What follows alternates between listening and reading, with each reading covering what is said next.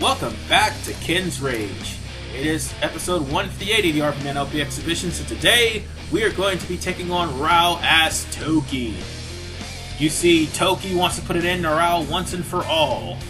The problem? We have 3 more episodes left, and this is Toki's send-off chapter. So, without further ado, let's start the Sacred Vow.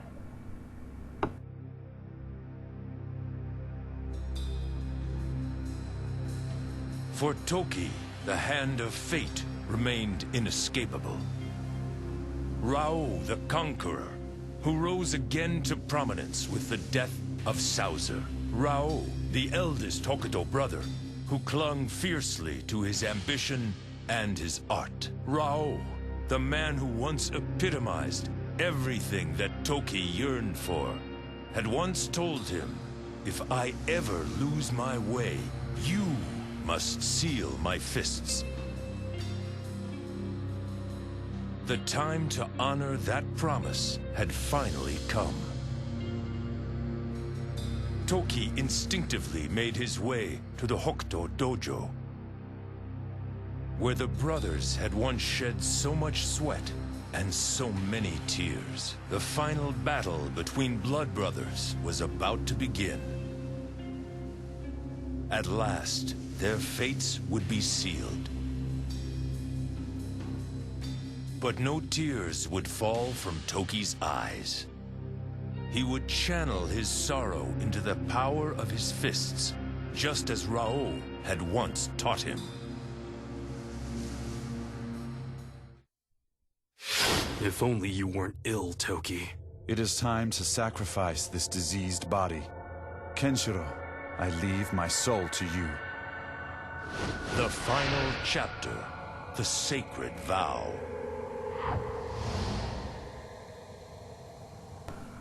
Once again, I apologize for the abrupt hiatus. The cable company that I had, which was Bright House, kind of screwed me over. And because of that, I am now uploading this video here rather late. So again, I apologize. Everything was just doing a disarray because of that. Now then, as for Toki, we're in the final chapter, and unfortunately, the last 2 chapters, at first they'll give you some, skill points for your Meridian chart after you beat them, but afterwards they give less and less. So making grinding a pretty impossible feat because there's only, or a tedious feat actually, because there's only 3 chapters in this playthrough. Meaning, if you haven't already beaten the game, you're gonna have a hard time with this. Oh, and in case you've noticed, Toki is not in his original costume.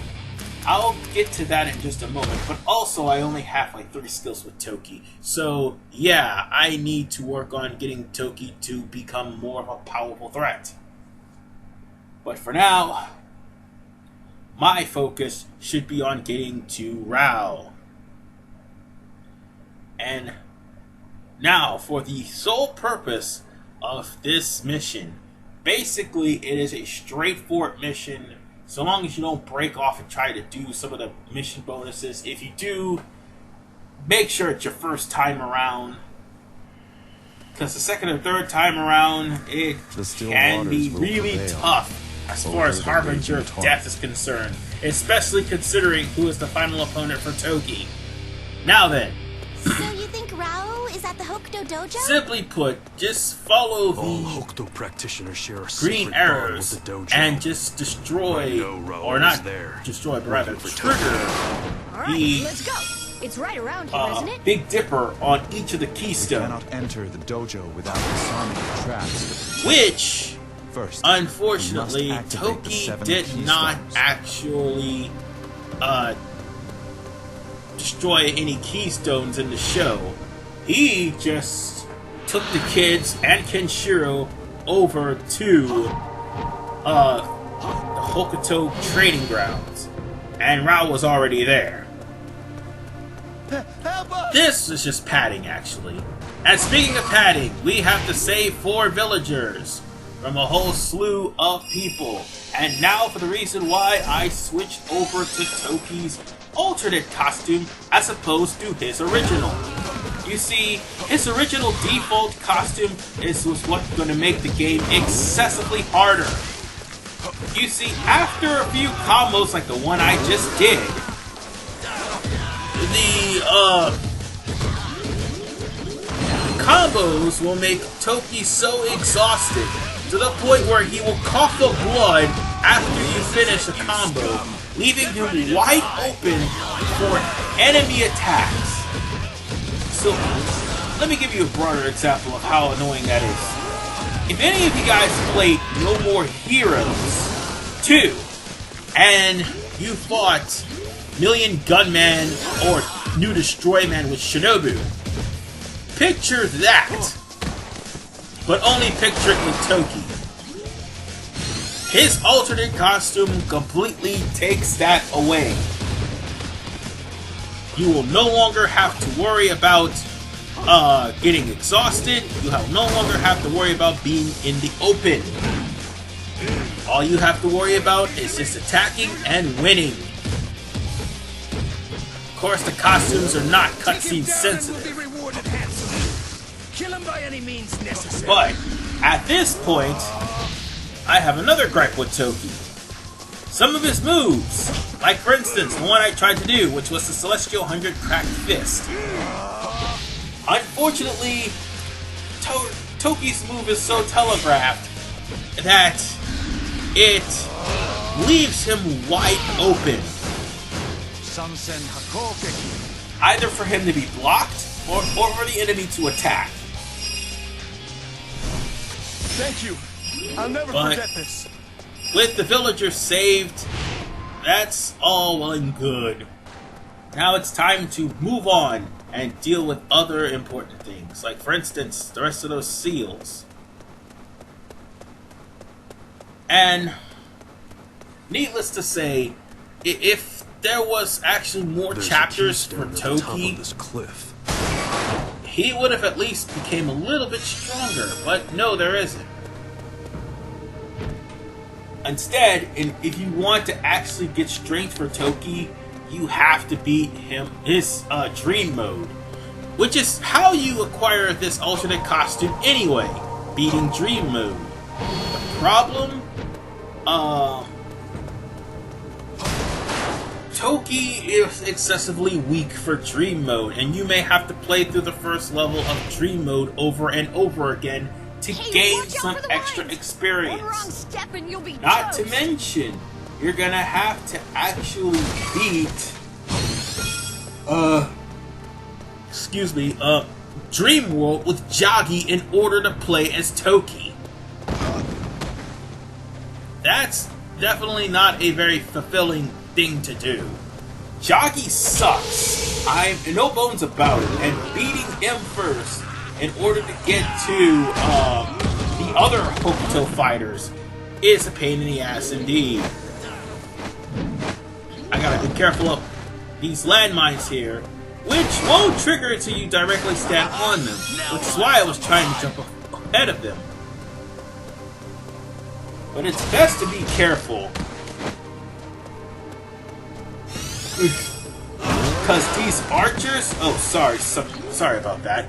That was an unexpected and unintentional pause, but these archers may cause trouble, but at the same time, how come it's not working? The what was I saying before I was rudely interrupted? God damn it! I lost my train of thought.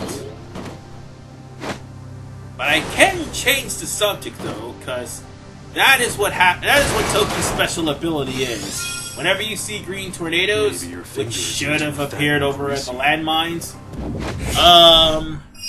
you just press R, when the left trigger, the right trigger. I meant to say right trigger. You press the right trigger to float across them. This is the last stage you'll ever see those types of special abilities. Because in Dream Mode, you do not have them. In fact, no one has special abilities in Dream Mode. Not even Raoh. And now for this particular area. In your best interest, for this area and all the others coming up to it, it's best to go back in order to at least get some sort of strength for Toki. And if you somehow manage to unlock more skills or actions for Toki, that's what I'm saying, more actions, Toki would probably be able to breeze through these guys. I mean, right now, there's not much to actually hinder him from breezing through these guys. Except for my controller, which was on the charger, and it finished charging in the middle of the recording, which caused my controller to disconnect. Oh man, first I'm skipping on a commentary and now this. God damn it, I don't have no luck. Thankfully it's over in about a few minutes. Some may think that I'm probably taking a break after whooping people's asses. No, I promise you, I had to disconnect the charger and re-put in the batteries so that I could continue. That can be a pain in the ass, you know. Now then, it's time to once again climb up to find the keystone. Oh, and I might want to make this perfectly clear. Unlike Raoh's playthrough, which he has no one to tell him where the keystones are, Toki has Bat, Lin, and Kenshiro telling him where these keystones are, and later on they'll come to dialogue of how him reminiscing with Raoh, sorry. I'm so exasperated. Please forgive me. I'm exasperated, that's what I meant to say, yes. But yeah, what I was trying to say was, Raoh has to literally find his, and Raoh only has a few dialogues what he does, whereas here, like, every time you come near almost, because he didn't do it here, almost every time you come near a Hokuto barrier, it has some sort of cutscene or some sort of indicator telling you that you're near one. Raoh does not have said indicator. Instead, what Raoh has to do is basically find where the stones really are. Now, we've come into a fight, and we're gonna have to kill these guys off. The fat enemies is probably going to be a burden, while the muscular enemies will be a burden as well. Now, after showing off that particular skill, I might as well say that, this particular art, you feel good as you're dying. Not gonna lie, feeling good when I die is kind of disturbing in a way, and downright cruel. But then again, that's how Toki operates. I knew it would come to this someday. I must bear witness to my brother's fated battle. Yeah, we're almost near the end of this particular stage. I think we have like a few more totems left to deal with. Oh, I know there's something I forget. Oh, now I remember what I was going to say. Another one here. It just dawned on me what I was going to say later on. One of the mission battles is where Toki actually goes in a duel with Kenshiro. Now, that's if I've gotten 1, 2, 3, 4, 5 mission bonuses done at that point. Then you fight Kenshiro, that will give you 2 more mission bonuses, and then you find one more schmuck, and then that's it. Master once pushed Raoh and I off this very cliff. But unfortunately, Raoh does not get that opportunity. Now, when it comes down to the rocks here, the final keystone is up here. just wait for the rock to come down and keep on going. But beware, some of these areas have false steps or loose pebbles, one of the two you want to call them. And those loose pebbles will cause you to fall off and take damage. I showed you the right way to go, which leads up to here, so we're good to go in that department. We only have Raoh to beat now, so with that said, let's go to the double doors and face the big man himself for the last time as Toki.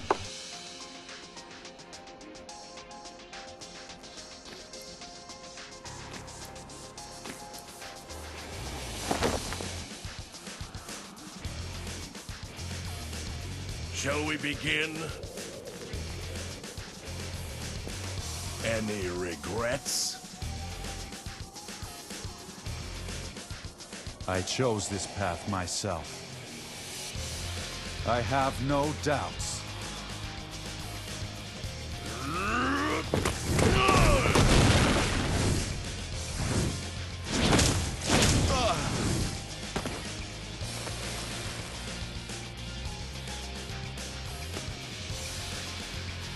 If you wish to overcome me, then you needed to learn the Iron Fist of Cruelty. This battle is as good as over! The Iron Fist? But when did you...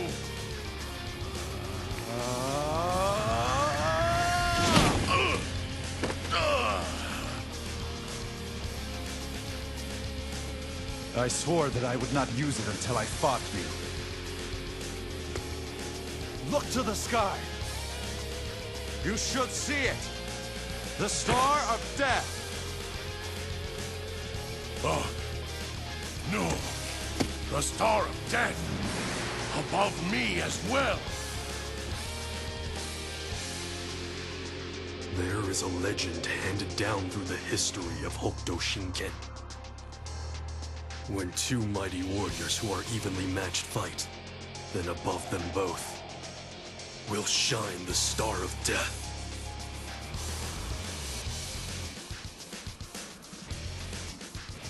Come. This is fated to be your end. Raoh!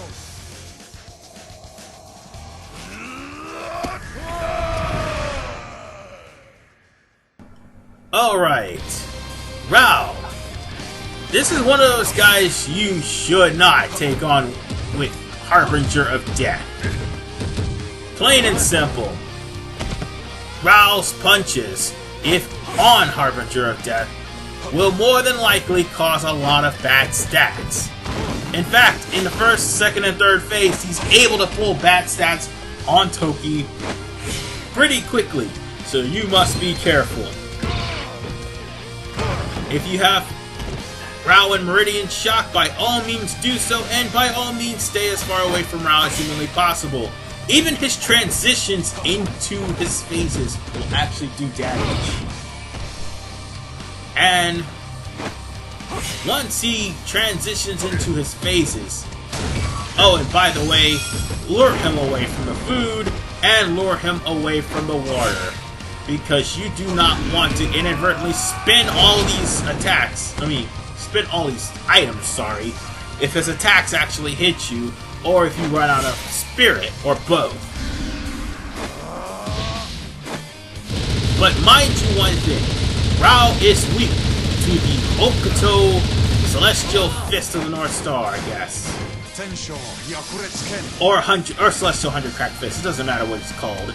The fact of the matter is, no, actually it does matter, it's Celestial 100 Cracked Fist. Raoh is weak to it, and you should wait till the third form to do so. But make sure you're as far away from Raoh as humanly possible. Always the selfless one. Now, You found something that you yourself wish to find. thankfully, I managed to catch Raoh before he used his aura attack. His aura attack, which is the commanding charge, will more than likely screw you over. Now, only I had not screwed up on the commands, I probably would have beat him by now. Damn it! But one thing you need to bear in mind. Oh wait, I don't even think Raoh has one. Oh damn! This battle doesn't have a water container. Oh shit! So you're better off pushing Raoh into debris or pushing Raoh into a wall to try to gain back your spirit, or more than likely catching Raoh off guard if you happen to screw up.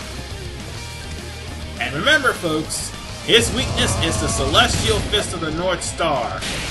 I mean, Celestial Hunger Cracking Fist. That's what I meant to say. And finally, I got him, and this time I should finish him. And hopefully I can finish him.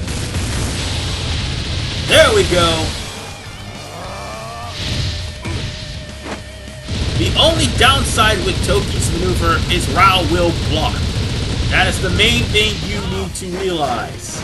Otherwise, I screwed up a couple of times, but in the end I would have made it look easy had I not screwed up. But we're done with Toki. He is sent off. So I'll see you after the cutscene for Raoh.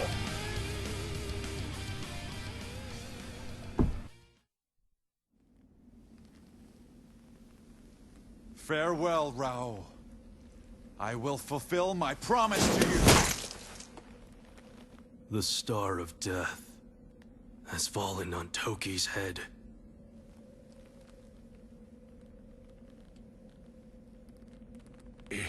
It's over. You can't hurt me. Farewell, Toki.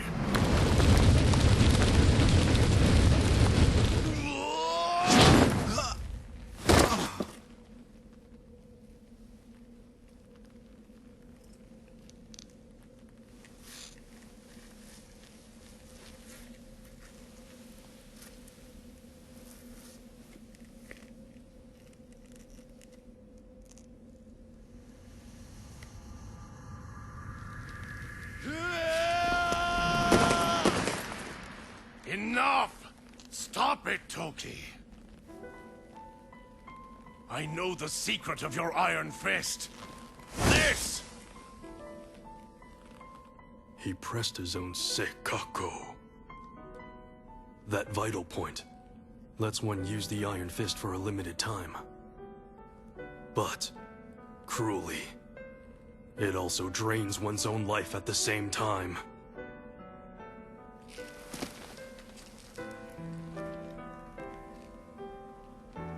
You are getting weaker by the moment, brother. You cannot defeat me. You knew I saw through you, and yet you fought on.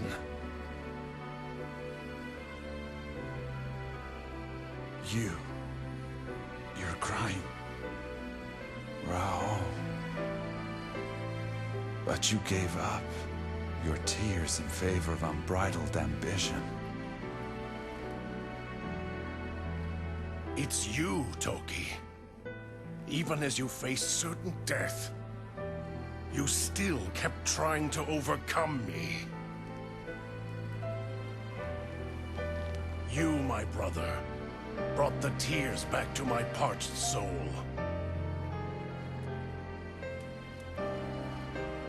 I have no regrets.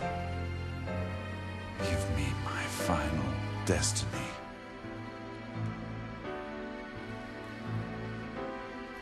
Farewell, my greatest adversary. Farewell, my beloved brother. This is it. The fist of your brother. The fist you tried to overcome.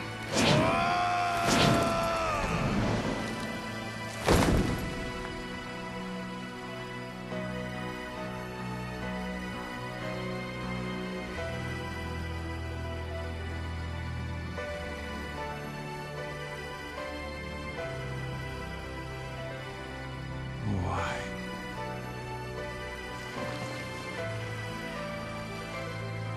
Toki, The man who dreamed of overcoming me is no more. All that is left is a man fighting a terrible illness.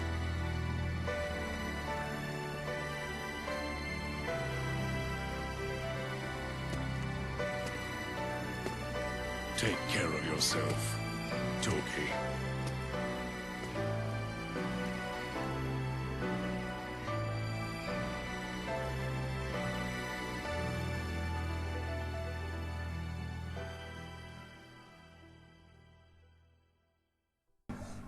Alright, now it's Raoh's turn.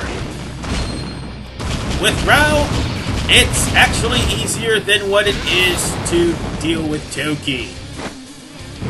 One thing you need to remember, like Toki, Raoh has an aerial projectile. Unlike Toki, Raoh has a very powerful combo which can break through Toki's guard. So, Toki is a little bit harder to deal with when you're facing Raoh than what it is when you're facing Raoh with Toki. No, when you're facing Toki with Raoh, that's what I'm trying to say. So, all you have to do is basically beat him until he gets into Meridian Shock. And more than likely stand back. Your strength surpassed our master's But, expectations. for the record, be careful of Toki. While Raoh will more than likely destroy your attack and defense and keep you from using signatures, Toki will shoot you through your defense, actually. Keeping it to where you won't be able to guard, you won't be able to use signature moves, and you'll be poisoned. So I would be careful if I were you. Oh, and he'll also lower your attack and defense as well. By all means,